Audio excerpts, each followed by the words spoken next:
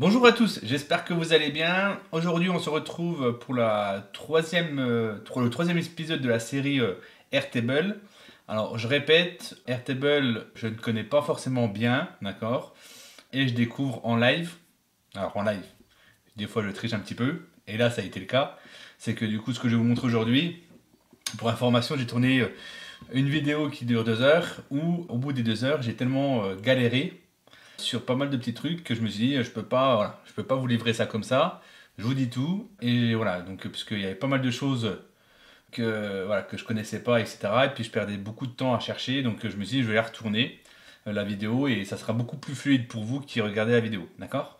Donc là, la vidéo, l'objectif de cette vidéo, donc c'est à la suite de ça. Donc pour rappel, hein, les premiers épisodes, on a fait en sorte de créer automatiquement avec N8N les différents articles, d'accord, que vous voyez ici, et de faire en sorte que depuis un petit formulaire, quand on crée un article, quand on demande de créer un article, on indique le mot-clé, ça crée automatiquement la ligne ici avec Flow N8N qui se lance automatiquement, d'accord. Là, dans cette vidéo, on va voir ensemble comment on fait, parce que la suite de ça, donc c'est l'exemple que je vous donne depuis, on va dire c'est le fil rouge, c'est sur la création de contenu et les PBN.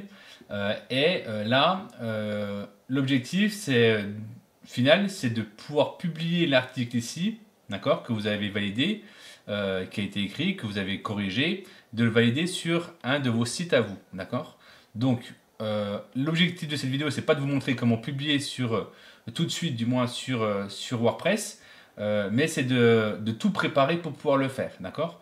Et tout préparer, ça passe obligatoirement par ici la création de tables qui sont complémentaires à celle-là. Et la table complémentaire à celle-là, c'est la table, par exemple, PBN. D'accord. Donc ici, on aura une table qui s'appelle PBN. Donc on va la créer. Donc elle est créée. Et la table PBN qui sera ici, on aura donc le nom. D'accord. On aura une URL. Je vais supprimer ces champs-là qu'on n'a pas besoin. Tac, tac, tac. Et je vais créer d'autres champs. On aura le nom, donc l'URL. URL du PBN. On aura ici l'user API. Donc ça, c'est obligatoire pour pouvoir se connecter au site. D'accord. Alors, c'est pas là-dedans, pardon. C'est une single, c'est là. User API. Et on aura ici password. Alors, c'est pas là non plus. Password API. Password API. Alors je mets pas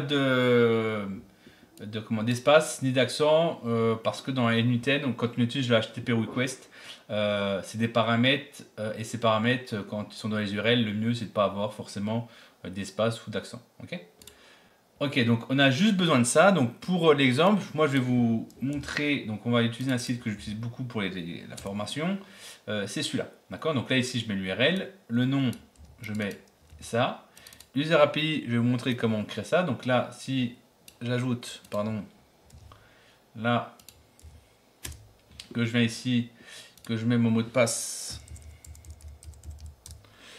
là, dans compte, tous les comptes, donc j'ai créé un compte spécifique Airtable qui est là. Et ici, c'est là qu'on crée, donc là, si je révoque, hop, on va révoquer, et j'en crée un autre. Donc ici, je mets Airtable. J'ajoute, j'ai le mot de passe qui est là, d'accord.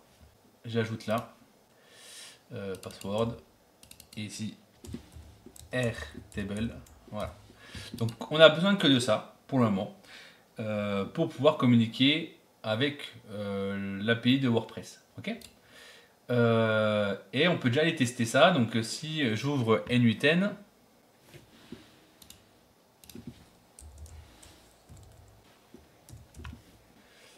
hop, que je vais dessus, que je crée un workflow. Donc là, on va faire un workflow, on va le planifier tous les jours à minuit. Et que je me connecte à Airtable déjà pour récupérer. Donc je cherche. Donc je vais récupérer, tac, hop, les PBN. Voilà. Donc là, je récupère les PBN. Je vais juste ici supprimer ça. On n'en a pas besoin. Voilà. Donc là, j'ai les PBN. Ils sont ici. Quoi, le PBN, j'en ai créé qu'un. Et que je regarde si je peux me connecter avec WordPress. Alors, WordPress, on va utiliser ici, si je récupère tous les posts. Alors, get, post ID, get many, tout. Et que je crée du coup user. Alors là, les user password, là on n'a pas forcément besoin de faire l'API. Alors je crois. Hein. Si je crée, je vais utiliser l'Airtable qui est là. Et si je modifie mot de passe, je crois. Alors moi j'utilise jamais. Hein. Ça, j'utilise toujours l'API, le HTTP request. C'est comme ça. Je préfère. Pourquoi? Je sais pas, mais je préfère. Et là, si j'ajoute ça, juste tester pour voir si on peut, ça fonctionne. Mettre à jour, voilà. Hop, et si je fais un rafraîchi, donc on récupère bien les différents articles. D'accord, donc je récupère bien les différents articles. Donc c'est bien, donc vous n'avez pas forcément besoin de créer ça, ok. Moi dans mon cas, vous allez voir que, et dans notre cas, vous allez voir que la suite de ça, fait qu'on a besoin d'utiliser le HTTP request et du coup d'utiliser ça, d'accord? Parce qu'une fois qu'on a fait ça, ben, c'est assez facile hein, de publier un article, donc on vient ici, on peut faire quelque chose qui permet de choisir du coup le PBN, et dès qu'on a choisi le PBN, hop, ça le publie. Moi j'ai envie d'aller un peu plus loin que ça, j'ai vraiment envie de pouvoir sélectionner par exemple la catégorie ou même l'auteur dans lequel mettre l'article. D'accord? Donc on gagne du temps, puisque là, si je fais ça, ça se met automatiquement dans une catégorie. Et moi, je voudrais choisir la catégorie, choisir l'auteur, si vous en avez plusieurs, etc. Donc pour pouvoir faire ça, on va créer une autre table qui va s'appeler tout simplement catégorie. Hop. Et dans cette table-là, c'est pareil, on a des éléments, ceux-là, moi je ne les veux pas. On a des éléments qu'on va avoir besoin. Donc déjà, le nom de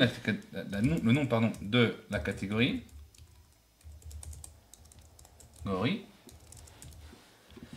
Voilà. L'URL, pas l'URL, pardon. L'ID catégorie. L'ID, c'est un nombre. Voilà. Voilà. OK. Et ici, ce qu'on aura besoin, c'est de faire le lien entre la catégorie et le PBN. Donc là, on a ici un linké avec d'autres enregistrements, avec le PBN, d'accord. Ici, on va laisser ça cocher et on va mettre PBN, d'accord. Ok, on crée. Et là, on n'a pas forcément besoin de mettre ces champs-là, donc on va skip. Voilà. Et là, logiquement, si j'ajoute une catégorie, 2, ici, j'ai la possibilité d'aller chercher un PBN qui est là, et je peux l'ajouter. Ok? Donc là, ça fonctionne assez bien. Je supprime. Voilà. Et là, ce qu'on va faire, c'est récupérer. D'accord? Donc la première chose à faire, donc il faudrait qu'on remplisse ça de manière automatique. Et ça va être l'objectif de ce workflow, le workflow là que je vais créer. Donc dans cette première série, de premier épisode, et puis on va s'arrêter à là, c'est de pouvoir récupérer ici les catégories des PBN, d'accord? Une fois tous les jours, ça va récupérer, à chaque fois qu'il y a des nouvelles catégories, ça va s'ajouter automatiquement, ok? Donc voilà, c'est ce qu'on va faire aujourd'hui. Donc pour pouvoir faire ça, on va pas forcément utiliser celui-là comme nœud, mais plutôt le HTTP request, d'accord? Donc je viens ici, et on va regarder la documentation WordPress. WordPress API. On la prend, elle est ici. On va aller dans les références et on va chercher catégorie. Catégorie, là. Donc là, on voit tout de suite que pour pouvoir avoir accès aux catégories, il y a cette URL qu'on a ici. Donc on va venir ici, on va mettre là. Par contre, on voit aussi qu'on a besoin de l'URL qui est là. Donc on va inverser. Tac, tac. Ce qu'on va faire, c'est qu'ici, je vais mettre le node, plutôt node, parce qu'on va se balader. Point. Et ici, ça s'appelle, alors je vais renommer correctement tout. Là, c'est un get PBN. PBN. Voilà. Je viens ici. Et là, getPBN. Ok, donc là on est pas mal. Ici, ça permet ce HTTP de récupérer donc get catégorie. Voilà. Donc là on a ça, on fait un get. Ici on a besoin de s'authentifier. Donc c'est ce que je vous disais, c'est que il faut ajouter ici les éléments que vous avez là. D'accord? Donc pour faire ça, on va créer un basique. Je vais juste récupérer ça pour gagner du temps, pour l'écrire. Un basique. On va ici appeler connexion WordPress Airtable. Voilà. Là, je mets ça et c'est getPBN mais pas URL. On va l'écrire un peu différemment là. Voilà, c'est user API.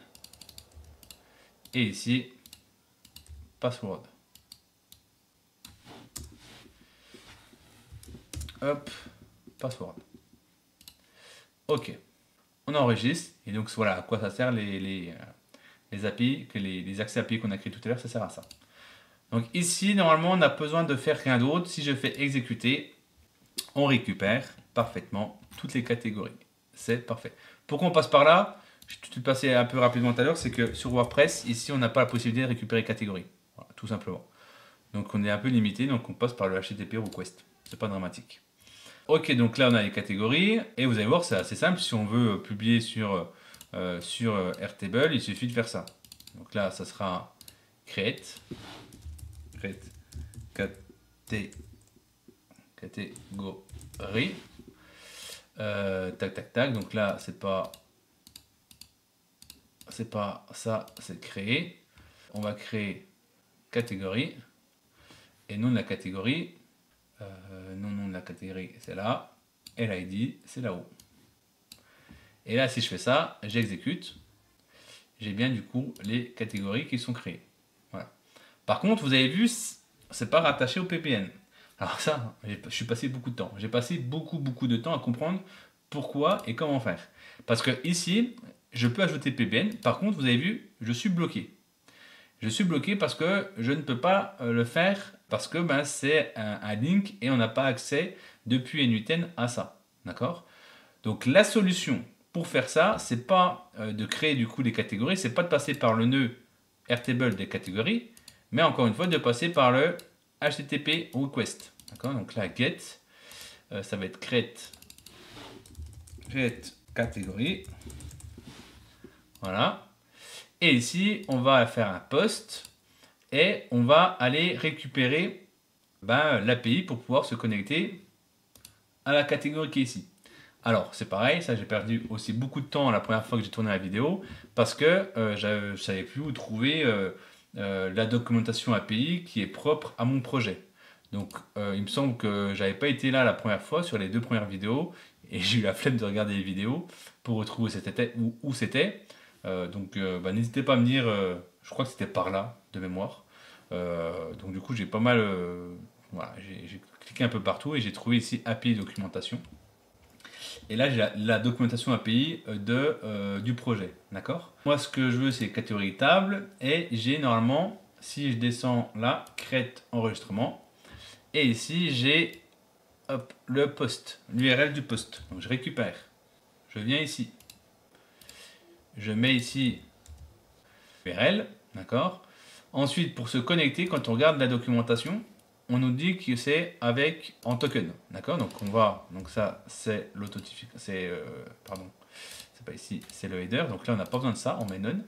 Et là au niveau de l'header, on met ça et ensuite c'est du, alors ça va en bas, pardon, c'est du token. Donc on récupère ça et on va aller chercher son token. Son token pour pouvoir le récupérer, c'est pareil. Je ne sais pas comment on fait depuis ici, d'accord? Je le sais depuis. Il faudra que je trouve le chemin exact sur Airtable, mais quand on regarde la doc de NUTN, on nous envoie ici vers Airtable intégration. Non, pas ici, pardon. Airtable crédential. Et là, ici, on nous voit. Ouais, ah, c'est Developer Hub. Je crois que Developer Hub, il est là. Ok. Ok, c'est. Voilà. J'ai trouvé, c'est là. Il faut créer ici un API, voilà. Donc j'ai créé, donc c'est un personnel. Hein. Moi, ce que j'avais à l'époque, je n'avais pas créé un personnel. Je ne sais pas si vous en souvenez, mais j'avais créé celui-là qui est là. D'accord. Donc là, il faut créer un personnel access token. J'ai récupéré, voilà, il est là. Et j'ai ici, si je reviens là, j'ai au token, régénérer un token, régénérer, et j'ai le token qui est là, que je vais récupérer et que je vais mettre ici. D'accord? Tac. Et ensuite, on me dit quoi dans la doc? Catégorie. Voilà, on me dit qu'il faut du content type en JSON. Donc j'ajoute, hein, je suis la doc, hein, bêtement. Hop. Voilà. Et ensuite, on a tout ce qui est lié au body. Alors, il y a quelque chose aussi où j'ai perdu un peu de temps. Et ça, je vous le dis, hein, je l'ai appris en faisant la vidéo. Je ne savais pas qu'on pouvait faire comme ça. Je vous explique. C'est qu'ici, pour enregistrer les données, donc ça se met dans le body. Ok. Et on voit que les données qu'on va rentrer, d'accord, avant, donc en gros, ça respecte une architecture JSON. Mais on ne peut pas mettre juste non catégorie ici. Parce que avant d'être dans non-catégorie, il est dans Fields.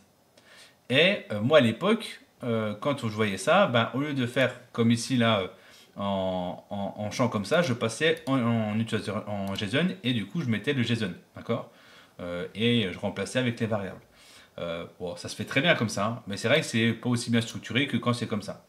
Et en me baladant sur, parce que du coup, je galérais sur je sais plus trop quoi avec Airtable, et en me baladant sur la doc, sur justement le lien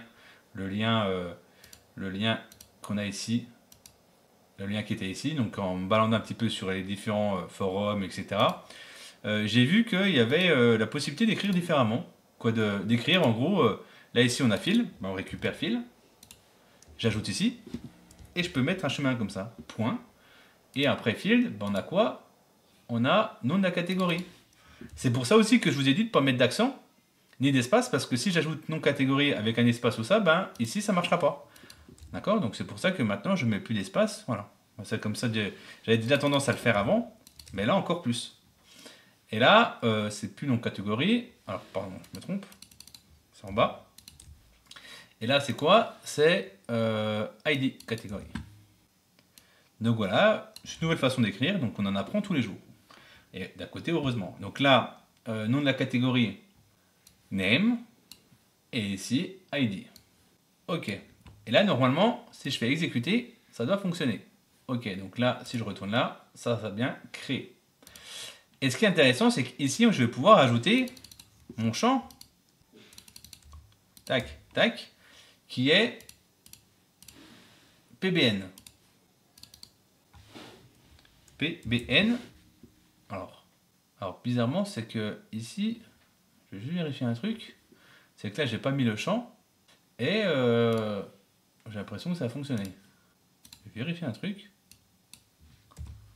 Ah, il me semblait bien que si je mettais pas ça, ça fonctionnait pas. Ah, j'ai dû le supprimer. J'ai dû le mettre tout à l'heure et j'ai dû le supprimer là. Bon, enfin bref, voilà.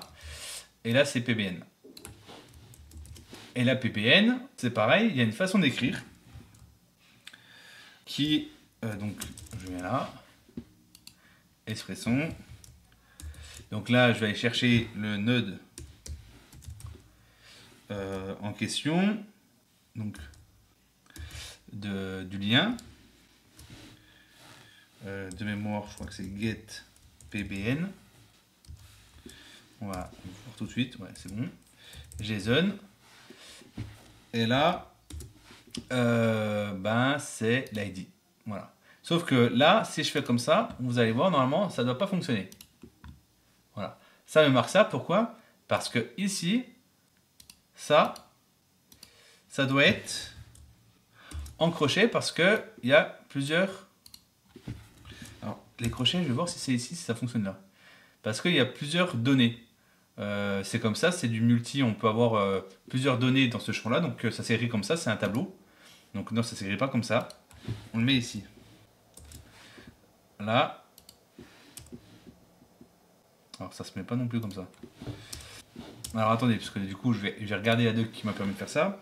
C'était tout à l'heure dans Link, Airtable, N8N. J'ai trouvé. Je vais essayer de retrouver. Link, Table. Voilà, donc en gros, ils disent que c'est un gars de chez N8N qui dit que c'est pas possible pour le moment et qu'il a fait remonter ça à l'équipe et que pour le moment, on pouvait regarder et faire de la HTTP request et regarder ce qu'il y avait ici. D'accord? Donc lui, voilà comment il a fait. Donc il a créé, par contre c'est un champ qui n'est pas dynamique. Moi je veux qu'il soit dynamique. Donc il faut juste que je vois comment il a fait comment on fait pour transformer ça en... je pensais qu'il me suffisait juste de mettre ça. Mais il faut croire que non.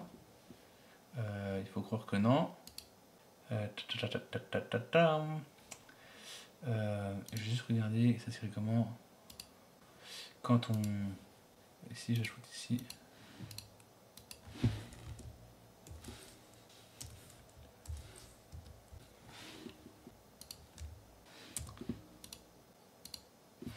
Ben,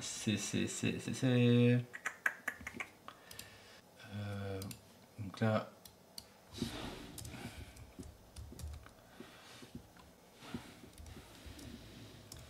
Est-ce que je peux embriquer plusieurs trucs? C'est ça, je peux le mettre là-dedans.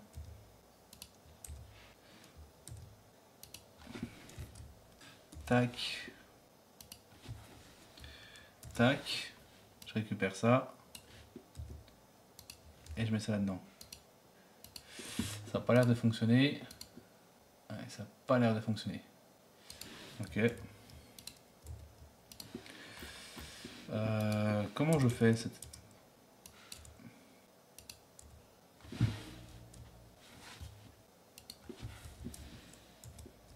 Bah, tout simplement. Ouais, pourquoi s'embêter? Voilà. Donc du coup, voilà, c'est exactement la même chose, sauf qu'à la place, j'ai mis du code. Voilà. On exécute. Par contre, on met un message d'erreur. Pourquoi donc? Quand on regarde ici, pourtant on est pas mal. Donc est-ce que c'est mon champ qui est ici qui ne va pas? ppn.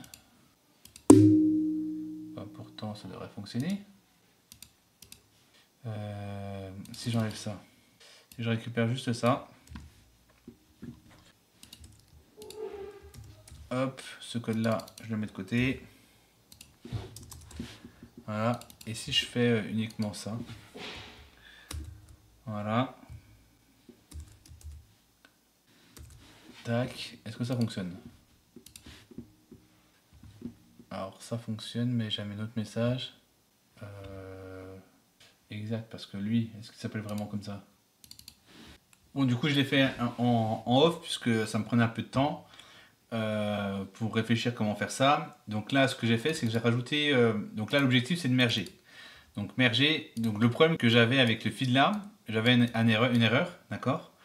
Et l'erreur faisait que venait du fait que ici j'avais un seul item et là j'en avais 5. Et du coup, c'est pour ça que j'ai l'erreur, d'accord? Je suppose que c'est à cause de ça. Donc là, mon objectif, c'est de faire en sorte d'avoir des données qui vont sortir d'ici. Et les données qui vont ressortir d'ici, je voulais que regrouper, donc c'est ce que j'ai fait, j'ai combiné les deux entrées, donc cette entrée-là et cette entrée-là. D'ailleurs, c'est quelque chose qu'on peut pas faire sur, par exemple sur Make, hein, de partir dans une voie et de revenir dans la voie principale. Voilà. Et là, ce que j'ai fait, c'est que donc j'ai 5 sorties et j'ai regroupé à chaque fois sur différents JSON. Donc j'ai regroupé les deux JSON dans le même JSON. Voilà. Donc là, j'ai bien l'ID de la catégorie et l'ID du PBN. Ok. Donc là, logiquement, si maintenant je viens ici et que à la place de ça, je mets plutôt ID, cet ID là, et à la place de là, l'ID de la catégorie, ici, logiquement, ça doit fonctionner. Alors là, ici, il veut ID catégorie.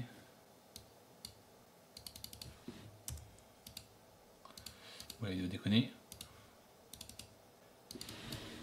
Il doit déconner, lui. Je vais le refaire. Voilà.